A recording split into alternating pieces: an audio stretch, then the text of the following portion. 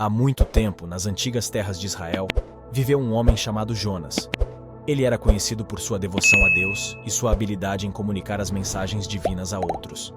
Um dia, Jonas recebeu uma mensagem de Deus que o deixou perturbado.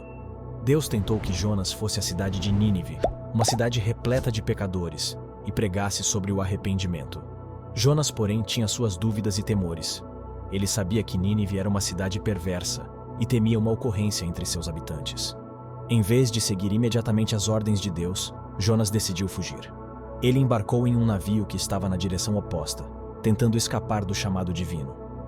No entanto, Deus não permitiria que Jonas escapasse de seu propósito. Enquanto Jonas estava no navio, uma grande tempestade se abateu sobre o mar, ameaçando afundar a embarcação. Os marinheiros, aterrorizados, procuraram a ajuda de seus deuses, enquanto Jonas, confirmando que a tempestade era um castigo de Deus por sua fuga, ofereceu-se para ser lançado ao mar como forma de apaziguar a ira divina. Assim que Jonas foi lançado ao mar, a tempestade cessou imediatamente, e ele foi engolido por um grande peixe enviado por Deus. Dentro do ventre do peixe, Jonas experimentou angústia e tristeza. Ele orou fervorosamente a Deus, prometendo obedecer à sua vontade. Deus pegou suas súplicas, e após 3 dias e 3 noites, o peixe vomitou Jonas na praia. Jonas, agora determinado a seguir a vontade de Deus, partiu em direção a Nínive. Ele pregou com fervor na cidade, anunciando sobre o julgamento divino que se aproximava, em fortes dias, devido à sua depravação. Surpreendentemente, os habitantes de Nínive ouviram suas palavras e, desde o rei até os cidadãos comuns, se arrependeram sinceramente, jejuaram e buscaram o perdão de Deus.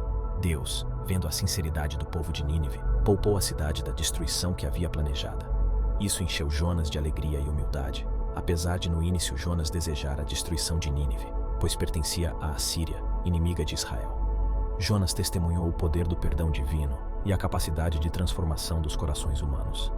A história de Jonas nos ensina sobre a importância da obediência à vontade de Deus, mesmo quando temos medo ou dúvidas, e como o pedido sincero pode levar à misericórdia divina. Jonas aprendeu que não podemos fugir das responsabilidades que Deus nos confia, e que sua graça e perdão estão sempre disponíveis para aqueles que se voltam para Ele com sinceridade.